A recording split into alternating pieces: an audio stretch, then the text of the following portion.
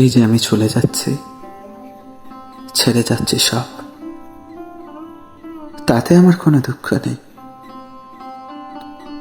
এই যে আমি তোমায় রেখে দূরে, বহু দূরে হারিয়ে যাচ্ছি, তাতেও আমার কোনো দুঃখ নেই। কিন্তু তুমি যে কষ্ট পাবে, চোখে অশ্রু ছড়াবে, এটা ভেবে কষ্ট পাচ্ছি। এই যে আমি মরে যাচ্ছি, জীবনের শেষ প্রান্তে দাঁড়িয়ে আছি, জানো, তাতেও আমার কোনো দুঃখ নেই।